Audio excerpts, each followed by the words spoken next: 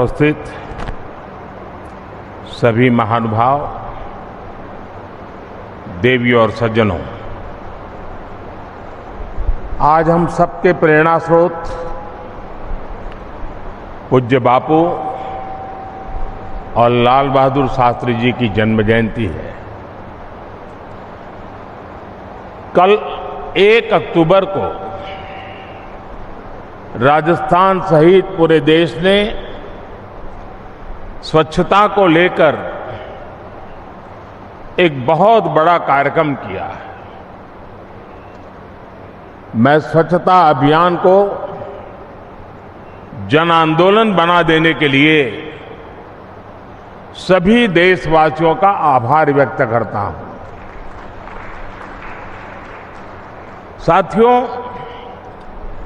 पूज्य बापू स्वच्छता, स्वावलंबन और सर्वस्पर्शी विकास के बहुत आग्रही थे।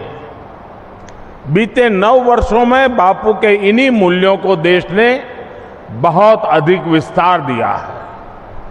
आज चित्तौड़गढ़ में 7,200 करोड़ रुपए के जिन प्रोजेक्ट का शुभारंभ हुआ है, उसमें भी इसका प्रतिबिंब है। साथियों, गैस बेस्ड इकोनॉमी का आधार मजबूत करने के लिए देश में गैस पाइपलाइन नेटवर्क बिछाने का अभूतपूर्व अभियान चल रहा है।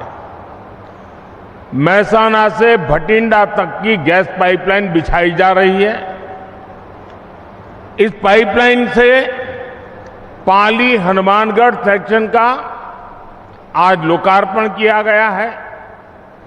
इससे राजस्थान में इंडस्ट्री का विस्तार होगा, हजारों नए रोजगार बनेंगे।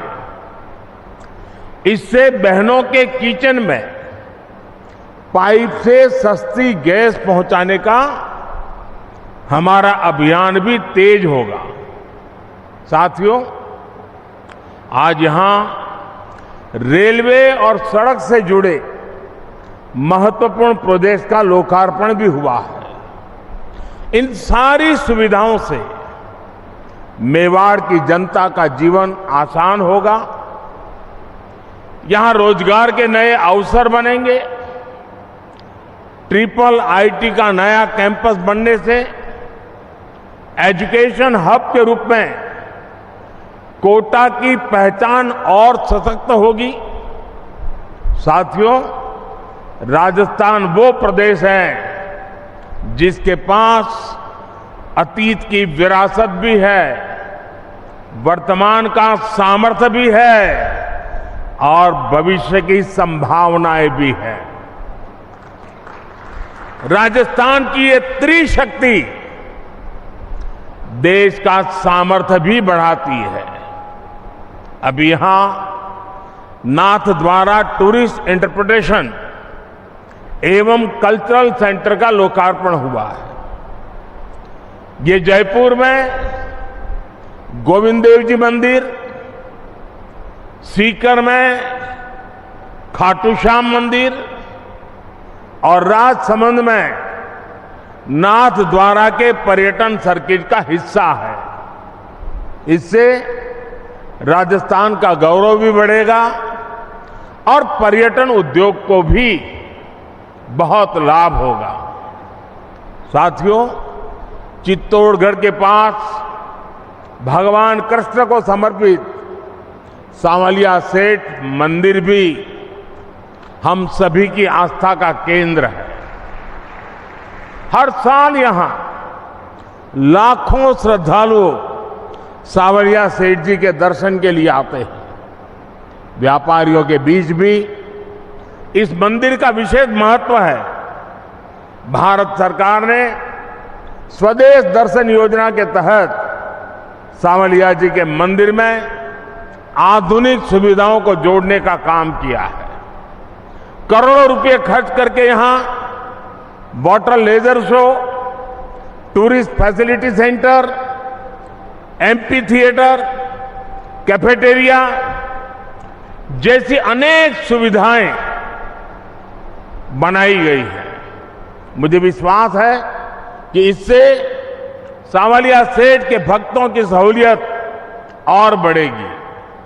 साथियों, राजस्थान का विकास भारत सरकार के लिए बहुत बड़ी प्राथमिकता है। हमने राजस्थान में एक्सप्रेसवे, हाईवे और रेलवे जैसे आधुनिक इंफ्रास्ट्रक्चर पर बहुत फोकस किया। दिल्ली मुंबई एक्सप्रेसवे हो या अमृतसर जामनगर एक्सप्रेसवे, ये राजस्थान में लॉजिस्टिक्स से जुड़े सेक्टर को नई शक्ति देने वाले हैं।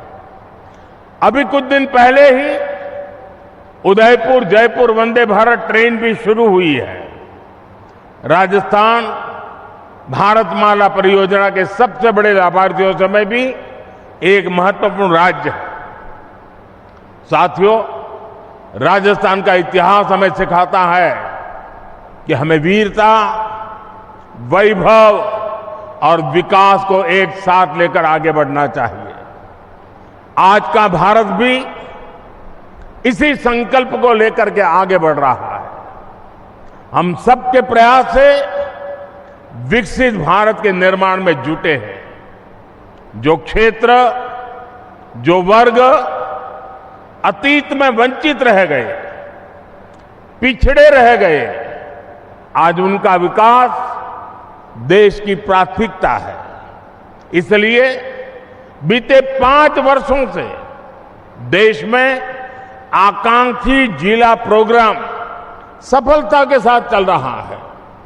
मेवाड़ के, राजस्थान के भी अनेक जिलों का इस अभियान के तहत विकास किया जा रहा है।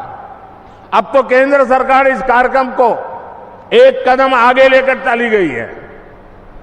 अब हम आकांक्षी ब्लॉक्स की पहचान कर उनके तेज विकास पर फोकस कर रहे हैं। आने वाले समय में इस अभियान के तहत राजस्थान के भी अनेक ब्लॉक्स का विकास किया जाएगा। वंचितों को वरीयता, इस संकल्प को लेकर के केंद्र सरकार ने वाइब्रेंट विलेज प्रोग्राम भी शुरू किया है। जिन सीमावर्ती गांवों को इतने सालों तक हमने आखिरी गांव माना जाता था, अब हम उन्हें पहला गांव मानकर विकास कर रहे हैं। इसका बहुत अधिक लाभ राजस्थान के दर्जनों सीमावर्ती गांवों को मिलना तय है। मैं ऐसे ही विषयों पर अब से कुछ मिनट बाद और विस्तार से, जरा खुले मैदान में बात करने का और मजा होता है। यहां कुछ बंधनों में बंधे रहना पड़ता है, तो काफी बातें वहां करूंगा। राजस्थान के विकास के हमारे संकल्पों को तेजी से सिद्धि मिले, इसी कामना के साथ मेवाड़ वासियों को नए प्रोजेक्ट के लिए अनेक अनेक बधाई देता हूं। आप सबका बहुत बहुत धन्यवाद।